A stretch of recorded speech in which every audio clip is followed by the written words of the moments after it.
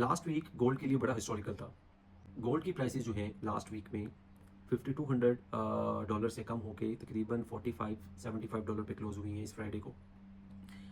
अब ये जो प्राइस की डिक्रीज़ है ये तकरीबन 10% है और 10% डिक्रीज़ किसी एक वीक में 14 साल बाद हुई है। इट मीन्स कि ये जो प्राइस की डिक्रीज़ है ये कोई ऑर्डिनरी नहीं है, ये एक एक्स्ट्रा ऑर्डिनरी मूव है गोल्ड की।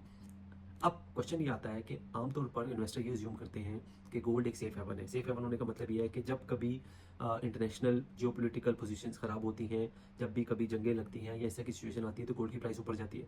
जबकि इस टाइम पर दुनिया की एक बहुत बड़ी कन्फ्लिक्ट जो है वो चल रही है और गोल्ड की प्राइस नीचे आ गई है। अब इसमें कुछ मेजर चीज़ें हैं जो आपको अंडरस्टैंड करनी है। फर्स्ट ऑफ ऑल आपको ये अंडरस्टैंड करना है कि दुनिया में पूरी इकोनॉमिकली जो इकोनॉमी है वो किस तरह से डेवलप हो रही है इस कॉन्फ्लिक्ट की वजह से। देखिए, स्ट्रेट ऑफ हॉर्मस के बंद होने से और ऑयल की ओवरऑल सप्लाई के कम होने की वजह से क्या हो रहा है कि पूरी दुनिया में एक इन्फ्लेशनरी प्रेशर बन गया है। ऑलरेडी चीज़ें महंगी होनी शुरू हो गई और फर्दर ये अज्यूम किया जा रहा है कि फर्दर ये चीज़ें इन्फ्लेशन जो है वो इंक्रीज़ होगी। इस इन्फ्लेशन की वजह से क्या होगा कि पूरी दुनिया में जब महंगाई आएगी तो इंटरेस्ट रेट्स जो कि पिछले 1.5-2 साल से कम हो रहे थे वो ना सिर्फ कम होना रुक जाएंगे बल्कि ये वापस इंक्रीज होना शुरू हो जाएंगे। देखिए, जब इंटरेस्ट रेट्स ऊपर जाते हैं तो उससे क्या होता है कि लोग जो है वो अपनी इन्वेस्टमेंट जो है वो दूसरी जगहों से निकाल कर ऐसी जगहों पे कर देते हैं जहाँ पे उनको कम रिस्क हो। इट मीन्स कि अगर आप फिक्स्ड इनकम में अगर प्रॉफिट ज़्यादा मिल रहा हो तो इन्वेस्टर्स अपना पैसा निकालते हैं डिफरेंट जगहों से और उसको फिक्स्ड इनकम में लगाना शुरू कर देते हैं। तो इट मीन्स के इन्वेस्टर ये अज्यूम कर रहे हैं कि क्योंकि इंटरेस्ट रेट्स आगे आने वाले दौर में शायद बढ़ेंगे तो वो क्या कर रहे हैं किसी भी ऐसे एसेट क्लास से जो कि नॉन यील्डिंग है, यानी कि जो कि किसी किस्म की इनकम नहीं देता, वो उसमें से अपना पैसा पुल करेंगे, इस टाइम पर कैश में पैसा रखेंगे और जैसे इंटरेस्ट रेट्स बढ़ेंगे अपना पैसा जो है वो ऐसी जगहों पे लगाएंगे जहां पर उनको बैठे बैठाए अच्छे प्रॉफिट्स हैं। गोल्ड, सिल्वर, कोई भी जो कमोडिटीज़ हैं वो बेसिकली एक नॉन यील्ड बेस्ड जो है एसेट होते हैं। इट मीन्स कि आप गोल्ड को 100 साल भी रखेंगे वो कभी आपको कोई प्रॉफिट जनरेट नहीं करके देगा। गोल्ड सिर्फ और सिर्फ एक कैपिटल एप्रिसिएशन का इसकी एसेट क्लास है। इट मीन्स कि प्राइस बढ़ेगी तो आपको प्रॉफिट होगा, अदरवाइज अगर प्राइस वही रहे 10 साल भी वही रहे तो आपको कोई भी प्रॉफिट नहीं होगा। इसके अलावा क्योंकि गोल्ड इस कन्फ्लिक्ट से पहले ही अपनी हिस्टोरिकल हाई बहुत ज़्यादा लगा चुका था 1980 के बाद, बल्कि 1979 के बाद गोल्ड में इतनी बड़ी मूव पिछले जो एक साल में आई थी वो पिछले आप समझे 60 साल में इतनी बड़ी कभी मूव नहीं आई थी।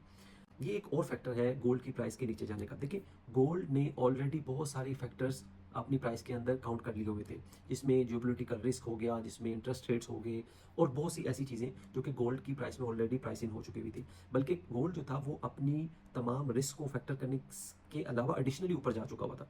तो इट मीन्स कि गोल्ड को अब अगर कोई भी नया रिस्क दिया जाता तो गोल्ड ने अपनी प्राइस के अंदर उसको नहीं लेके आना था। और यही रीज़न हुई कि जो बड़े बड़े इन्वेस्टर्स हैं उन्हें इस चीज़ की समझ आ गई थी कि इस कॉन्फ्लिक्ट की वजह से गोल्ड फर्दर ऊपर नहीं जाएगा और उन्होंने अपनी पोजीशनों को वहाँ पर सेल करना शुरू कर दिया और एक डाउनवर्ड प्रेशर जो है वो क्रिएट हो गया गोल्ड के अंदर। इसके अलावा आपको ये भी अंडरस्टैंड करना है कि ये जो पूरी जो मार्केट्स होती हैं डेफिनेटली इसको बड़े बड़े जो बैंक्स हो गए या कोई फाइनेंशियल इंस्टीट्यूट्स हो गए या इसके अलावा कुछ स्पेकुलेटर्स जो है वो भी चला रहे होते हैं। तो जब उन्होंने ये देखा कि गोल्ड ऑलरेडी बहुत ज़्यादा ऊपर चला गया है और कोई और फर्दर जाने का जो है वो चांस नहीं है तो उन्होंने इन पोजीशंस को रिवर्स करना शुरू कर दिया। इसमें एक मार्जिन कॉल की भी ऑप्शन की भी एक पॉइंट होता है, क्योंकि अगर आप पोजीशंस को बेचना शुरू कर दें तो क्या होगा कि जो इन्वेस्टर्स हैं उनकी मार्जिन कॉल्स भी आना शुरू हो जाएगी। इसके अलावा क्योंकि जो स्टॉक मार्केट्स हैं वो भी नीचे आनी शुरू हो गई, तो क्या होता है कि अगर आप इन्वेस्टर हैं उन्होंने डिफरेंट जगहों पे अपनी इन्वेस्टमेंट्स की हुई है, तो अगर स्टॉक मार्केट्स में उनको मार्जिन कॉल्स आनी शुरू हो जाएंगी तो डेफिनेटली वो किसी दूसरी एसेट क्लास से अपनी लिक्विडिटी निकालेंगे और अपनी इस एसेट क्लास को बचाएंगे। और ये भी एक रीज़न समझी जा रही है कि क्योंकि दूसरी एसेट क्लास भी नीचे आने शुरू हो गए थे और वहाँ पे इन्वेस्टर्स को मार्जिन कॉल्स आनी शुरू हो गई और गोल्ड निस्बतन जो है वो स्टडी रहा इस पूरे पीरियड में, तो इन्वेस्टर्स ने वहाँ से अपनी लिक्विडिटी जनरेट की और जो अपना पैसा है वो अपनी मार्जिन कॉल्स के अंदर जो है इंजेक्ट किया है। तो ये एक ओवरऑल समरी है कि गोल्ड के साथ पिछले एक वीक में क्या हुआ और आने वाले दौर में फर्दर यही नज़र आ रहा है कि गोल्ड जो है वो शायद इन प्राइसेस को सस्टेन नहीं कर पाएगा और मे बी गोल्ड फर्दर नीचे जाए। अगेन, आप इन्वेस्टर्स हैं, आपको रिसर्च करनी चाहिए और ये देखना चाहिए कि आपको गोल्ड या सिल्वर लेना चाहिए या नहीं लेना चाहिए। इस टाइम पर मेरे मुताबिक गोल्ड स्टिल बहुत हाई है और मे बी गोल्ड फर्दर जो है वो नीचे जाए। इसमें अगर आपको क्वेश्चन या सजेशन हो तो लाजमी दीजिएगा। Thank you very much.